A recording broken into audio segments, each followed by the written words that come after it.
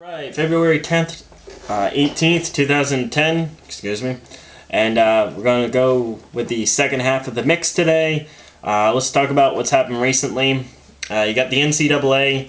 Right now the rankings are number 1 Ohio State, and 2 Texas, 3 Pittsburgh, 4 Kansas, 5 Duke.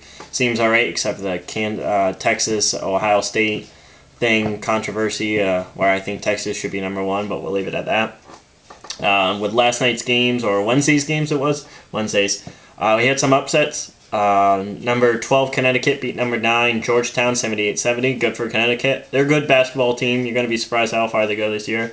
11 Purdue upset. Number 10 Wisconsin lost to number 11 Purdue. But that's a close game. I expected Purdue to win that game. Not surprised at all, especially with Purdue at home. Number 16 Louisville got upset by Cincinnati. That's unfortunate with how Louisville beat Syracuse this past week. Unfortunate for Louisville to lose. So good for Cincinnati.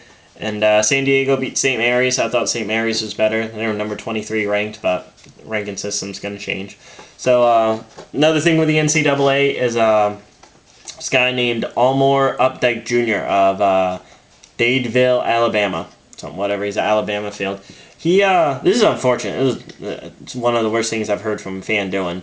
Is he poisoned a lethal dose of herbicide into the soil surroundings of the 130-year-old oak trees on Toomer's Corner in Auburn.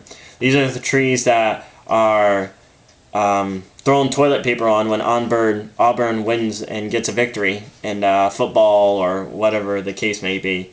And it's very unfortunate. This guy, he could get 10 years in jail. He should just, rot away forever, I think. This is ridiculous. I know somebody's just like, well, it's just trees. No, what if, people killing tigers and gorillas, you feel bad about that. These are 130-year-old oak trees, and if these oak trees die, they're a symbol for the College of Auburn, and it's taking away their symbol. This kind of stuff is unnecessary. When it comes to sports and fans, and I've got my teams I root for, I've got the teams I don't like and I root against, like the Lakers and, such teams like that. But I would never do anything to hurt anybody or hurt anything that involves that team. That is just ridiculous. Any fan that has any thoughts of doing this, get it out of your head, cut it out. You root for the teams you want to, you root against the teams you don't like, and you'll leave it at that. When your team loses or the team that you don't like wins or whatever, you do what you want. You can be angry, or sulk about it, be sad, whatever the case may be, but you don't go out harming anyone or anything. It's ridiculous, and you fans who are thinking about this kind of stuff or is negative and want to hurt someone or hurt something that involves another sports team that you don't like, get it out of your head and get a life. Cut this crap out. You guys make me sick, whoever does this kind of stuff.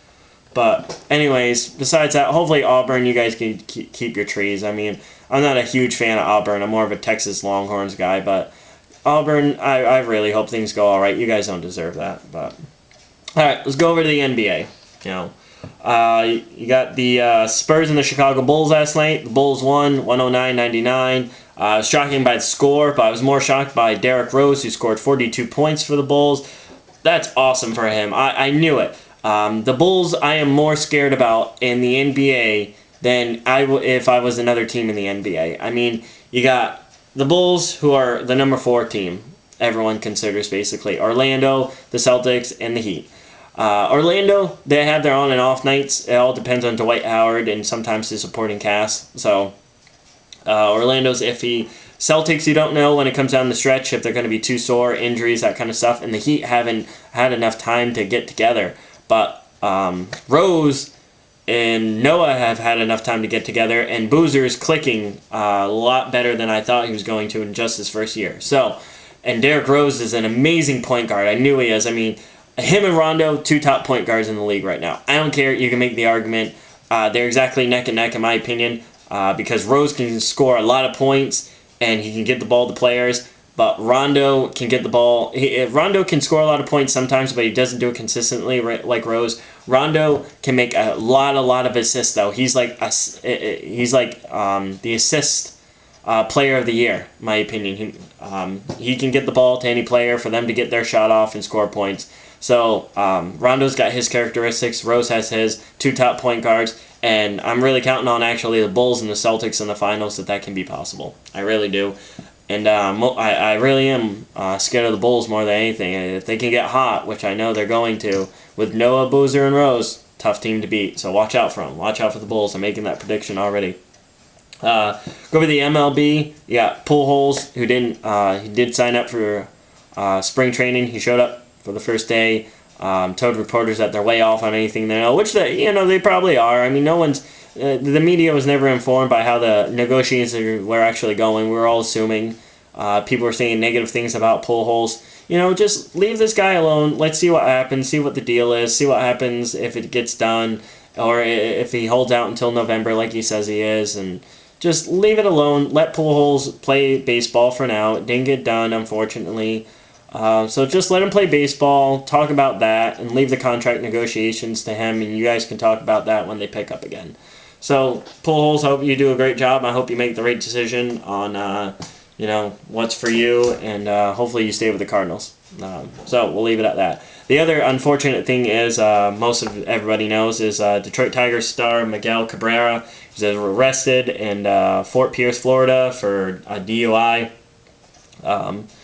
So it's very unfortunate. I don't understand it. I guess he's had past issues with drinking. I don't know anything about that, but hopefully he might be seeking treatment. And if that's the case, he won't be playing this year for the Detroit Tigers, depending on how long the treatment takes. I feel bad for the Detroit Tigers because they kind of seem like they had a good year coming up. They had a good year last year. So unfortunately for that, I just don't understand it.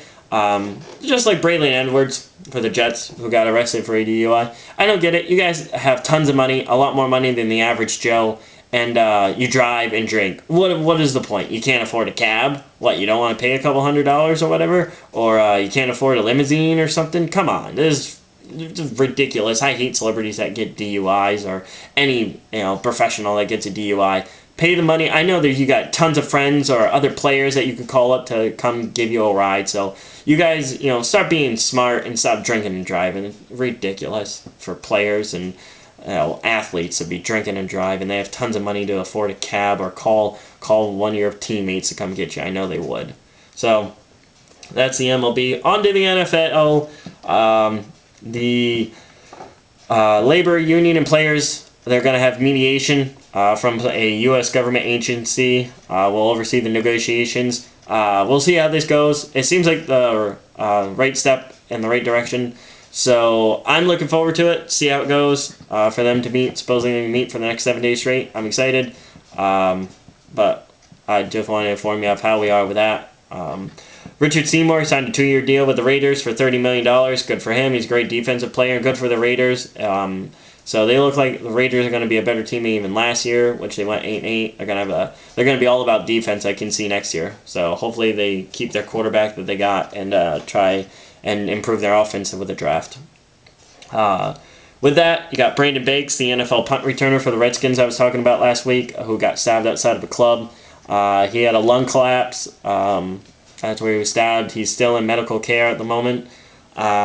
Supposedly, they have a chest tube in there for him to breathe. They're supposed to take it out today, actually, Friday. And hopefully it's all healed. If not, they have to do a procedure and put the tube back in and wait for the lung to heal on its own. But hopefully all is good for Brandon Bakes, and he seems like a really good guy. I've read about him, and hopefully all goes good for him. But he should be all right. And with this last subject of the NFL, Michael Vick canceled his interview with Oprah. I don't care what his reason is. It's Michael Vick. I don't think it's nothing wrong with him. The media wants all this this comeback story of him being a great player and his dog issue and going to prison. Leave this guy alone. Don't talk about it anymore. I'm pretty sure he doesn't even want to talk to it. All he wants to do is move on with his life, be with his kids, and play football, play great football, and have a life for himself. Stop asking this guy about his past, all right? A horrible thing what he did with the dog fighting, but he went to prison and did his time, and it seemed like he's a changed guy. So he probably just doesn't want to talk about it. I wouldn't want to talk about my past with all the horrible things I did. I'd feel terrible for the rest of my life.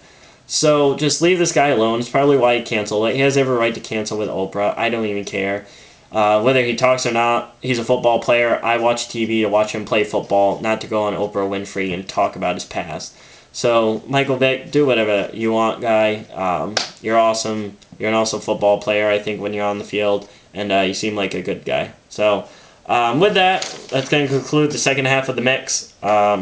This weekend, no basketball. You got the All-Star game on Sunday, and you got the Daytona 500. So awesome weekend on Sunday at least, and then you got the NHL with a couple of games, and the NCAA is always going there leading up to March Madness coming up in a couple of weeks. Again, email with me with any questions, reviews, and comments at themix100@yahoo.com, and we will see you guys tomorrow with a segment on Saturday.